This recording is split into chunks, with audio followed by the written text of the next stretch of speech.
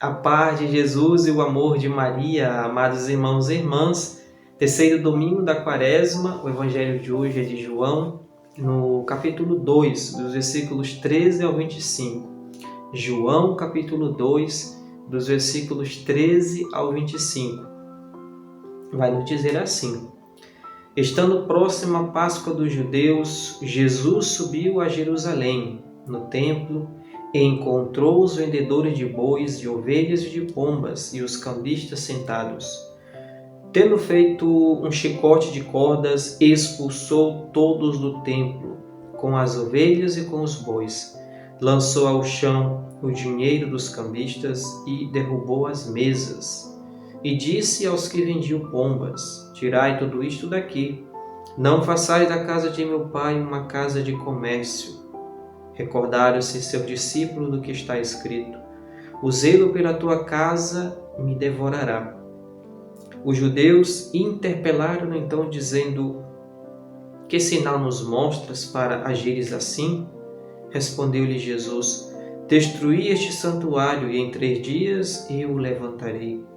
Disseram-lhe então os judeus: 46 anos foram precisos para se construir esse santuário, e tu o levantarás em 3 dias?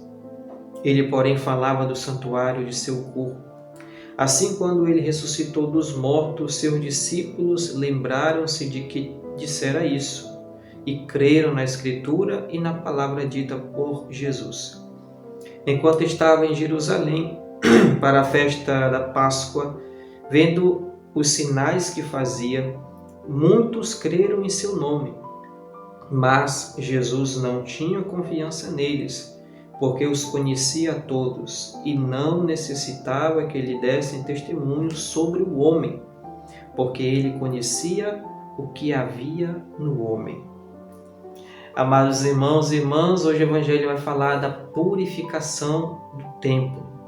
Jesus que sobe a Jerusalém para celebrar a Páscoa dos judeus. E Jesus que, ao entrar no templo, Jesus ficou com raiva daquela situação. Jesus que fez um chicote de cordas, Jesus que expulsou do templo aquelas pessoas que estavam fazendo daquele lugar santo um comércio, pessoas que só queriam ganhar dinheiro, pessoas que estavam se aproveitando daquele movimento religioso, que estavam se aproveitando daquela festa santa para ganhar dinheiro. E Jesus derrubou ali as mesas do chão, derrubou o dinheiro dos cambistas, expulsou todo mundo, colocou todo mundo para fora. E aí Jesus disse: Tirai tudo isto daqui, não façais da casa de meu pai uma casa de comércio. Jesus, que ao presenciar aquela situação, Jesus denunciou: olha, a casa de meu pai não é para isso. A casa de meu pai é um lugar de oração, um templo sagrado, um templo de culto. Não façais uma casa de comércio. Muitas pessoas hoje em dia fazem o mesmo. Pessoas que se aproveitam do Evangelho para enriquecer. Pessoas que evangelizam, mas só estão focadas no dinheiro. Pessoas que deixam de lado o Evangelho e só querem saber do dinheiro. E Jesus disse: não façais da casa de meu pai uma casa de comércio. Jesus nos ensina aqui a não ficarmos calados diante das injustiças que acontecem, diante dessas situações. E aí outro fato interessante que acontece é que a reação dos discípulos, no versículo 17 vai dizer assim: Recordaram-se seus discípulos do que está escrito: O zelo pela tua casa me devorará. Os discípulos que, ao presenciarem aquela situação de Jesus é mestre, Jesus está ensinando aos seus discípulos. Jesus ensina com suas ações. E Jesus, que ao ensinar, e aos discípulos, ao presenciar aquilo, eles se recordaram do que está escrito: O zelo pela tua casa me devorará. É esse zelo que nós devemos ter pela casa do Senhor, pelo templo do Senhor, mas devemos ter esse zelo pela casa. A casa somos nós, o nosso coração. É o que Paulo vai nos dizer: o nosso corpo, ele é templo do Espírito Santo. E por isso não devemos desprezar o nosso corpo, não devemos fazer com que o nosso corpo seja rejeitado. Não, devemos cuidar, devemos zelar pelo nosso corpo, que é templo do Espírito Santo. E os discípulos, vendo aquela situação, presenciando o que Jesus fez, eles lembraram daquilo que está escrito: o zelo pela tua casa me devorará. O zelo pela tua casa. E aí, os judeus, eles ficaram naquela, pediram sinais para ele. Por que tu está fazendo isso? Qual sinal nos mostras para agires assim? E Jesus responde de forma enigmática: destruirei este santuário, em 3 dias o levantarei. Mas aquelas pessoas não entendiam, só estavam focadas naquela situação material, só estavam preocupadas no material. Mas o versículo 21 vai nos dizer: ele, porém, falava do santuário de seu corpo, ou seja, que ele deveria padecer, que ele deveria ser morto, mas ao 3º dia ele ressuscitaria.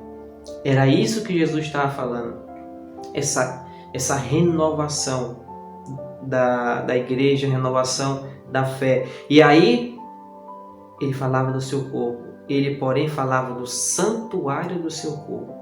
E assim, quando ressuscitou dos mortos, no versículo 22, aí os discípulos aparecem de novo. Seus discípulos lembraram do que tinha dito e creram na Escritura.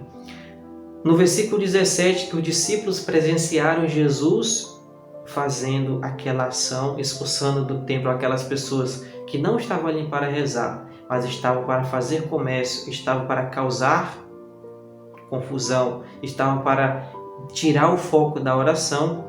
Jesus, ao fazer aquilo, no versículo 22, retorna os discípulos, a figura do discípulo que lembraram daquilo que Jesus tinha dito. Ele, porém, falar do santuário do seu corpo, que ele vai destruir esse santuário e em 3 dias ele vai o reerguer, vai levantar. E aí os discípulos lembraram e creram na Escritura e acreditaram na palavra de Jesus. Os discípulos que presenciaram toda essa situação, eles se recordaram e acreditaram. E aí é interessante que no versículo 23 seguintes vai nos falar da situação ali que Jesus, ao fazer esses sinais, Jesus, ao realizar isso, muitas pessoas creram em seu nome. Mas no versículo 24 vai dizer: mas Jesus não tinha confiança neles, porque eu conhecia todos. Por quê? Porque aquelas pessoas queriam fazer de Jesus um líder político, queriam fazer de Jesus um rei político. Mas Jesus falava: não, meu reino não é desse mundo. As pessoas não entendiam qual era o reino de Jesus, porque eles queriam fazer Jesus um reino político. E é por isso que Jesus não tinha confiança naquelas pessoas, porque aquelas pessoas creram naquilo que Jesus estava fazendo como uma forma de protesto ao que estava acontecendo naquela época da situação difícil com o Império Romano. E eles queriam fazer de Jesus esse rei mundano, esse rei daqui da terra. Mas Jesus não é não. Meu reino não é deste mundo. Ele vai dizer lá para Pilatos: meu reino não é deste mundo. E aí no versículo 25 vai dizer: e não necessitava que lhe dessem testemunho sobre o homem. Ou seja, o que é que está dizendo aqui? Não necessitava que as pessoas engrandeciam a parte do homem, porque ele conhecia o que havia no homem, ou seja, ele conhecia o que havia em seus corações. Eles queriam engrandecer Jesus, queriam transformar Jesus como líder político, como um rei político, mas Jesus disse: não é assim. E é por isso que Jesus não confiava naquelas pessoas, porque Jesus conhecia e Jesus conhece os nossos corações. E aí o Evangelho nos dá essa mensagem de não ficarmos calados diante das situações, das injustiças e falar, ter coragem, não ter medo. Jesus aqui nos deu o exemplo. Jesus foi ali, expulsou do templo aquelas pessoas que estavam fazendo da casa dele uma casa de comércio. Mas não, a casa é uma casa de oração, é uma casa de respeito. O zelo pela casa que nós devemos ter, o zelo pela Santa Igreja, o zelo pela nossa casa, o zelo pelo nosso corpo. Há poucos dias nós presenciamos o Carnaval e é triste ver tanta porcaria, tanta imoralidade, tanta desgraça que o mundo está nos oferecendo. O zelo pela casa me devorará, vai nos dizer a palavra: o zelo pela tua casa me devorará. Por isso devemos ser zelosos pela palavra de Deus, devemos ter zelo, devemos cuidar, preservar, deixar esse ambiente, fazer com que Jesus possa de fato habitar em nosso coração. E a Quaresma, ela nos chama exatamente isso, a reconhecer os nossos pecados, a fazer a nossa reflexão pessoal, a mudar de vida e ir ao encontro dele. É isso que a Quaresma nos pede, a sair da nossa miséria e ir até ele. Mudança de vida, mudar os nossos hábitos, mudar os nossos costumes, ou seja, mudar as nossas vidas de pecado, mudar as nossas ações que nos afastam de Deus e nos aproximar dele. Porque o zelo pela tua casa me devorará. É o que os discípulos se recordaram. Os judeus pedem sinais. Os judeus que não entendiam, pensavam somente na questão material. Jesus falava do seu corpo, Jesus falava da sua paixão, morte e ressurreição. Jesus que padeceu, Jesus que morreu, mas Jesus ressuscitou e Ele está no meio de nós. E aqui aquelas pessoas queriam transformar Jesus num líder político. E hoje nós também presenciamos pessoas que usam o nome de Deus para se promoverem em cargos políticos, para se promoverem em qualquer situação, ganhando dinheiro, se aproveitando das pessoas, usando o nome de Deus, usando a palavra de Deus. E Jesus disse que não é assim. Devemos zelar pela casa do Senhor, devemos respeitar a casa do Senhor e devemos dar bom testemunho da sua palavra. A carta de Paulo, em 1 Coríntios, no capítulo 1, dos versículos 22 ao 25, vai nos dizer assim, que os judeus pedem sinais, os gregos andam em busca da sabedoria.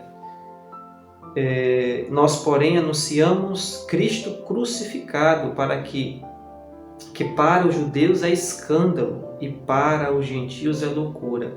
Os judeus, eles não entendiam, eles pediam sinais para que eles pudessem compreender. Os gregos andam em busca da sabedoria, os gregos ali, né, em suas filosofias. E Paulo vai nos dizer, nós, porém, anunciamos Cristo crucificado, porque para os judeus e para os gregos, uma pessoa que se diz rei padecer numa cruz é sinal de fraqueza, é sinal de loucura, e eles não entendiam isso. Como é que um rei vai padecer na cruz? Porque devemos nos recordar que a morte de cruz naquele tempo pelo Império Romano era a morte destinada aos piores ladrões, às piores pessoas da época. E aí Jesus que morre na cruz, os judeus, como é que um rei, uma pessoa que se diz rei, o teu rei vai dizer que é rei e morre numa cruz? Por isso é escândalo para os judeus e não conseguem entender. E para os gregos é loucura. Como é que os gregos presos nas suas filosofias, muitos... E aí eles não entendiam. Mas isso é loucura, como é que um rei vai morrer na cruz? E Paulo vai dizer, nós anunciamos Cristo crucificado. Para os judeus é escândalo e para os gregos é loucura. Mas para aqueles que são chamados, sejam todos nós, tanto judeus como gregos, é Cristo, poder de Deus e sabedoria de Deus. Pois o que é loucura de Deus é mais sábio do que os homens. Olha o que Paulo vai nos dizer. O que é loucura de Deus, ou seja, Deus que se encarnou, que se fez homem, veio habitar entre nós para nos libertar da condenação eterna. O que é loucura de Deus é mais sábio do que os homens. E o que é fraqueza de Deus é mais forte do que os homens. Aquilo que possa ter demonstrado fraqueza de Deus, a se descer até nós, a viver, a se encarnar, a que parece fraqueza, um Deus que morre na cruz. Como é que isso acontece? Como é que isso pode acontecer? E eles não entendiam isso. É mais forte do que os homens. Paulo vai nos dizer isso. A loucura de Deus é mais sábio do que os homens. Paulo está dizendo, olha, Deus, Ele é capaz, Ele foi capaz de vir até nós, morrer por nós, derramar o seu sangue por cada um de nós, por amor. Tudo isso foi por amor. Paulo vai nos dizer isso. Ele que é o Deus do impossível, Ele que é o nosso Senhor, nosso Salvador, Ele se fez homem. Ele assumiu a nossa condição para nos livrar da condenação eterna. E aí, os judeus que não entendem, que para os judeus é um escândalo, que para os gregos é loucura, para nós é sinal de salvação, para nós é sinal de graça. É isso que Paulo está dizendo para cada um de nós. Por isso, devemos a cada dia anunciar o Santo Evangelho, denunciar as injustiças, zelar pela casa do Senhor, colocar a nossa confiança nele, fazer com que Jesus possa ser o centro da nossa vida, fazer com que Deus possa habitar em nosso coração e assim possamos nos converter a cada dia para que possamos entrar em comunhão com ele. Por isso, peçamos o Espírito Santo de Deus, para que o Espírito Santo possa nos dar força, possa nos fortalecer, porque não é fácil, a jornada ela é cotidiana, a jornada é dia a dia, é diária, é uma luta, e por isso nós devemos ter forças, e é o Espírito Santo que nos dá força, que nos fortalece. Por isso peçamos o Espírito Santo para que possa nos auxiliar na nossa jornada, na nossa missão de sermos anunciadores da paz, da palavra do Senhor. Peçamos também a poderosa intercessão de Maria, Nossa Senhora Mãe do Perpétuo Socorro, que ela possa nos ensinar a cada vez mais confiar no Senhor e andar nos caminhos do Senhor. Ave Maria, cheia de graça, o Senhor é convosco. Bendita sois vós entre as mulheres, e bendito é o fruto do vosso ventre, Jesus. Santa Maria, Mãe de Deus, rogai por nós, pecadores, agora e na hora de nossa morte. Amém.